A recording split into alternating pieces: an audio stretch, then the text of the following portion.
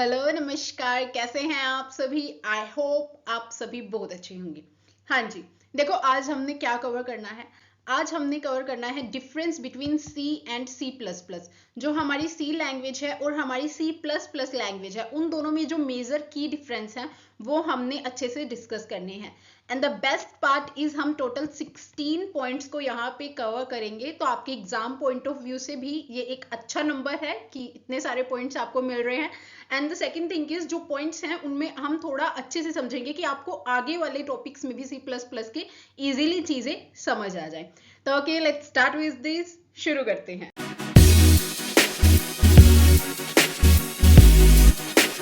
Yes, हमने देखना था difference between C and C plus plus. देखिए जी, सी लैंग्वेज की अगर हम बात करते हैं, यहाँ पे हमने फर्स्ट पॉइंट देखो क्या पढ़ना है।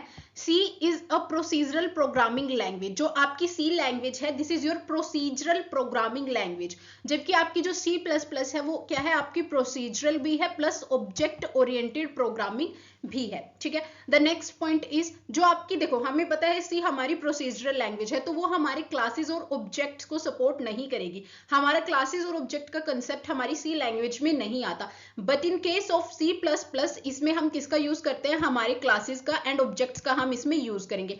हम क्लासेस बनाएंगे, with the help of objects हम क्लासेस के डेटा को, उनके मेंबर फंक्शंस को क्या करते हैं, एक्सेस करते हैं। सिंपल।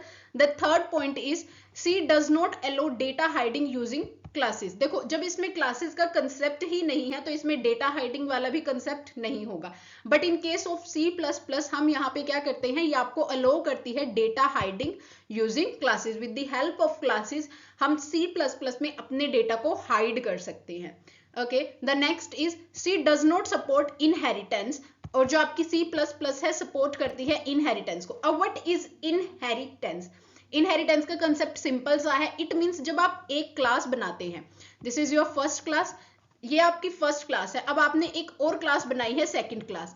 जो आपकी सेकंड वाली क्लास है उसके अंदर कुछ प्रॉपर्टीज सिमिलर हैं जो आपकी फर्स्ट क्लास में भी थी, तो आप उस सारे कोड को रीराइट करेंगे अपनी सेकंड क्लास में। इससे बहुत बेटर ऑप्शन है, हम क्या करा दे, अपनी फर्स्ट क्लास को इनहेरिट करा देते हैं सेकंड में।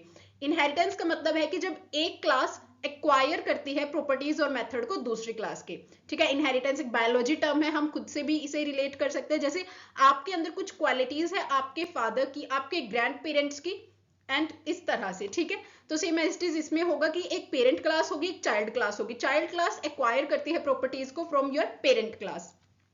नेक्स्ट, सी प्लस प्लस में देखो क्या है, C plus plus has polymorphism. Polymorphism का मतलब क्या है, यहाँ पे पॉलीमॉर्फिज्म सिंपल सा कंसेप्ट है, means same name but different meanings. ठीक है, कोई भी एक चीज है उसका सेम नाम है बट आप उससे डिफरेंट डिफरेंट वर्क को परफॉर्म करा रहे हैं। बट सी लैंग्वेज में हमारे पास पॉलीमॉर्फिज्म का कंसेप्ट नहीं होता है। देखो पॉलीमॉर्फिज्म को हम इस तरह से समझ सकते हैं। फॉर एग्जाम्पल, अगर मैं बात करती हूँ इस प्लस सिंबल की, ये आपका है प्लस सिंबल। ये प्लस सिंबल क्या करेगा, ओके ये मैंने अलग बना दिया थोड़ा, ये मल्टीप्लिकेशन ज्यादा लग रहा है ना, इस तरह से देखो this is your plus symbol. Plus symbol ने क्या किया, यहाँ पे अगर आप नंबर्स के साथ प्लस सिंबल लगाते हैं तो ये एडिशन का वर्क करेगा। मैंने लिखा 3 + 3 तो ये आपको 6 देगा। But in case of string, अगर मैं स्ट्रिंग पे लिखती हूँ, जैसे मैंने फर्स्ट स्ट्रिंग लिखा वैष्णवी, देन प्लस सिंबल फिर शर्मा, तो ये मुझे कॉन्केटिनेट करेगा, मीन्स दो स्ट्रिंग्स को जोड़ के दे देगा, वैष्णवी शर्मा, ये मुझे फाइनल रिजल्ट देगा। अब यहाँ पे क्या हुआ, सिंबल सेम था बट उसने डिफरेंट डिफरेंट एक्शंस को परफॉर्म कराया। ठीक है, तो ये हमारा कॉन्सेप्ट होता है हमारे पॉलीमॉर्फिज्म का।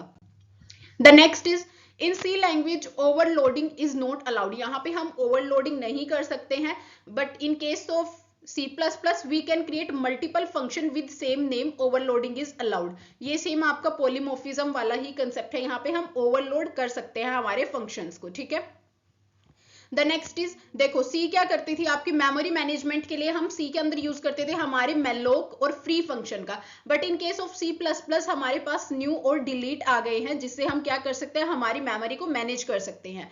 Next is C++ has name space to avoid name conflicts. इसके अंदर हम नेम स्पेस का यूज कर सकते हैं अवॉइड करने के लिए नेम कॉन्फ्लिक्ट्स को। ठीक है, बट हमारी सी लैंग्वेज जिसे सपोर्ट नहीं करती है। अब देखो नेक्स्ट इज आपकी सी लैंग्वेज में अगर आपको प्रिंट कराना है कुछ भी एज इट इज तो उसके लिए हम प्रिंट एफ यूज करते हैं। अगर आपको यूजर से इनपुट चाहिए तो उसके लिए हम किसका यूज करते हैं, स्कैन एफ का। But in case of C plus plus हम यूज करते हैं C in and C out. C out का यूज हम करेंगे अगर आपने किसी चीज को एज इट इज प्रिंट कराना है अपनी स्क्रीन पे, एंड सी इन का हम यूज करते हैं if you want take users input, अगर आपको यूजर से इनपुट लेनी है उस केस में। The next is C plus plus के पास क्या है, हमारे पास ट्राई कैच थ्रो है एरर हैंडल करने के लिए। सी में हमारे पास ये कंसेप्ट नहीं है। उसके बाद C does not allow reference variable, बल्कि सी प्लस प्लस अलो करता है आपका रेफरेंस वेरिएबल्स को। इसमें क्या होगा, like another name for a variable, की एक आपने क्या किया, वेरिएबल बना दिया, फिर उसके लिए हम दूसरे नेम्स का भी यूज कर सकते हैं, that is your reference variable.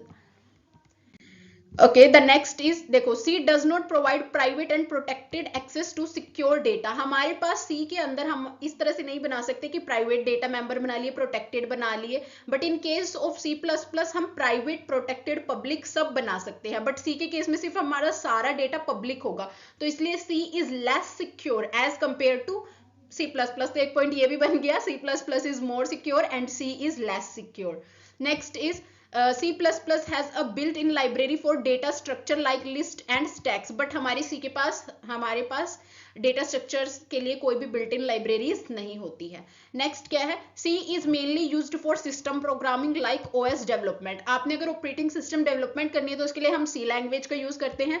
While अगर आपने सॉफ्टवेयर एप्लीकेशन पे वर्क करना है और GUI बेस्ड प्रोग्रामिंग करनी है उसके लिए हम C++ का यूज करते हैं। GUI based is graphical user interface, means icons की हेल्प से आप क्या करते हैं, चीजों को इंटरेक्ट करेंगे चीजों के साथ, ठीक है। पहले क्या होता था, आपको कंप्लीट कमांड्स लिखनी पड़ती थी किसी भी चीज को एक्सेस करना है, बट GUI में क्या है ग्राफिक बेस्ड हो गया है। आप सिर्फ आइकन को देखेंगे, देन एनालाइज करेंगे, प्रोसेस करेंगे कि ये आइकन तो इसके लिए है, ये आइकन इसके लिए है ना, तो हम उस चीजों को आगे प्रोसेस करते हैं। नेक्स्ट क्या है, in C we use struct to group data but it can not have function. देखो, अगर आपको डिफरेंट डेटा टाइप्स को एक ही साथ करना है तो उसके लिए हम स्ट्रक्चर का यूज करते हैं, बट इसमें हम डेटा को ग्रुप कर सकते हैं, फंक्शन को नहीं कर सकते। But in case of C plus plus हम डेटा फंक्शन दोनों को ही क्या कर सकते हैं, यूज कर सकते हैं क्लास के अंदर, मतलब एक ही जगह हम ग्रुप कर सकते हैं दोनों का, डेटा का भी and second is your function का भी। And your last is C does not have them, क्या नहीं है C के पास जो C++ के पास है। देखो, C++ सपोर्ट करेगी आपके कंस्ट्रक्टर को। कंस्ट्रक्टर आपके क्या होते हैं, ये कंसेप्ट हम अच्छे से आगे स्टडी करेंगे, बट फिलहाल के लिए आप इतना जान लो, जैसे आपने कोई ऑब्जेक्ट बनाया है, मैंने आपको बताया कि ऑब्जेक्ट क्या करेगा, आपकी क्लास के डेटा मेंबर या मेंबर फंक्शन को एक्सेस करने के लिए हम ऑब्जेक्ट्स बनाते हैं। तो ऑब्जेक्ट को इनिशियलाइज करते हैं किसके साथ, कंस्ट्रक्टर की हेल्प से। देखो, स्पेशल फंक्शन होता है जो इनिशियलाइज करेगा ऑब्जेक्ट को। जैसे ही आपने ऑब्जेक्ट को बनाया तो जो भी आपने क्लास के अंदर कंस्ट्रक्टर बनाया होगा वो एकदम से इन्वोक होगा, कॉल होगा, ठीक है, तो इनिशियलाइज करता है। एंड डिस्ट्रक्टर को भी यूज करते हैं उस फंक्शन को क्लीन अप करने के लिए हमारी मेमोरी में से। सो आई होप आपको C और C++ का कंसेप्ट अच्छे से क्लियर है। इसमें बहुत सी डिफरेंस के अलावा भी बहुत सी चीजें हमें C++ की सीखी हैं और समझ आई हैं। तो अगर इनमें से किसी पॉइंट में आपको कोई भी डाउट है आप मुझसे कमेंट सेक्शन में पूछ सकते हैं। Till then, thank you very much. Please like, share and subscribe our channel. Thank you.